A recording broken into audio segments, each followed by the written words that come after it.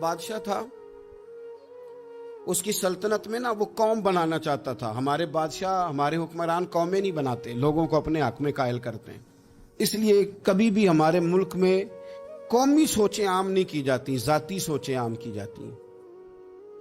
ملی باتیں نہیں کی جاتی، ذاتی باتیں کی جاتی ہیں. وہ چاہتا تھا کہ میری قوم بن جائے. اس کا ایک ہیرا سلطنت میں سے گم ہو گیا تو اس نے اعلان کیا، اس نے کہا کہ جو بندہ ہیرا تلاش کر کے لائے گا اسے انعام دوں گا. ساری قوم نکل کھڑی ہوئی ہیرا تلاش کرنے پر. ادھر بھی لوگ گئے، ادھر بھی لوگ گئے، خشکیوں میں، دریاؤں میں، جہاں جہاں جس کی پہنچ تھی، جنگلوں میں، وادیوں میں، گھروں میں، بستیوں میں لوگوں نے ڈھونڈا. ساری قوم ایک ہیرا تلاش کر رہی ہے. بالآخر سب لوگ جمع ہو گئے ایک میدان میں. ایک بندہ اوپر چڑھا بادشاہ کے پاس، وہ اونچی جگہ پہ کھڑا تھا. اس نے کہا جناب یہ ہیرا مل گیا ہے. اب جب ایک کو ہیرا مل گیا تو باقیوں کے چہرے اتر گئے کہ یہ کامیاب ہوا، ہم ناکام ہوئے. بادشاہ چونکہ ان کی تربیت کے لیے یہ کام کر رہا تھا، اس نے کہا تمہارا کیا خیال ہے کہ اس ہیرے کے بغیر میرا گزارا نہیں تھا؟ کہ تمہارا کیا خیال ہے کہ ہیرا میری سلطنت سے نکل گیا تو مجھے زوال آ جائے گا؟ اس نے کہا یہ تو ایک ہیرا ہے. اٹھا کے پھینکا، دیوار کے ساتھ لگا، ہیرا ٹوٹ گیا. اس نے لوگوں سے کہا تمہارے چہرے اترے ہوئے ہیں، میں تمہیں ایک بات سمجھانا چاہتا ہوں، ہیرا ایک ہی تھا، ایک ہی بندے کو ملنا تھا.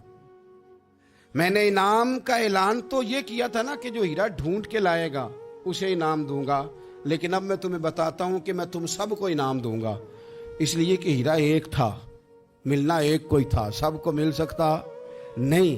لیکن انعام اس لیے سب کو دوں گا کہ ہیرا ڈھونڈنے پر انعام نہیں دے رہا، میں کوشش کرنے پہ انعام دے رہا ہوں.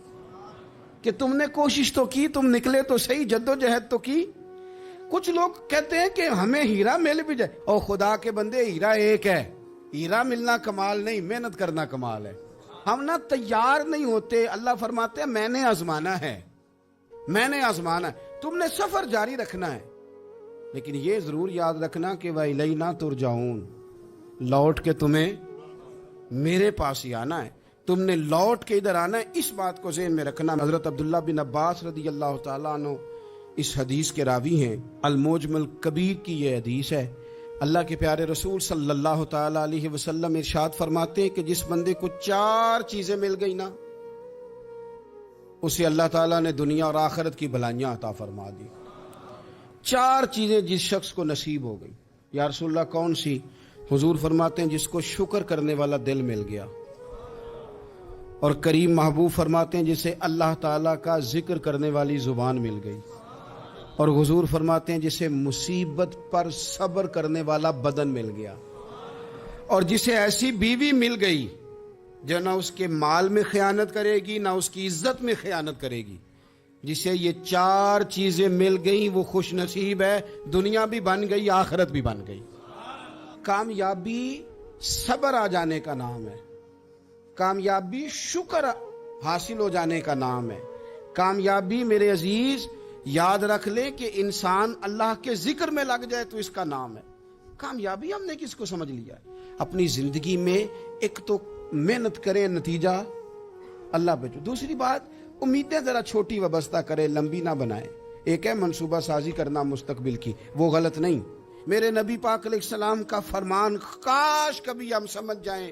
حضور نے ایک دن صحابہ سے فرمایا تھا حیا کرو. کہا صحابہ سے، سمجھایا ہمیں، فرمایا حیا کرو. یا رسول اللہ کس بات سے؟ فرمایا وہ والا مال کماتے ہو جو کھا ہی نہیں سکتے، اور وہ والے مکانات بناتے ہو جن میں تم رہ ہی نہیں سکتے، اور ان چیزوں کا سوال کرتے ہو جن کی تمہیں ضرورت ہی نہیں. اتنے لمبے محلات، اتنا لمبا چوڑا مال، اتنا لمبا چوڑا پیسہ، اتنی لمبی امیدیں، اتنی لمبی داستانیں، انسان کمزور ہو جاتا ہے. ساری زندگی حساب کتاب میں بیت جاتی ہے.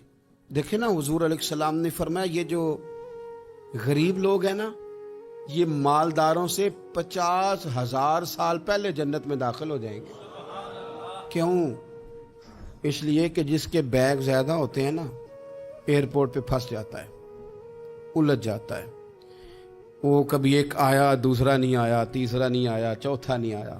اور جو ہینڈ کیری والے ہوتے ہیں نا، 2 جوڑے، وہ تو بس جناب سب سے پہلے وہی نکلتے ہیں، اور ان کی گاڑی بھی کسی رش میں نہیں الجھتی.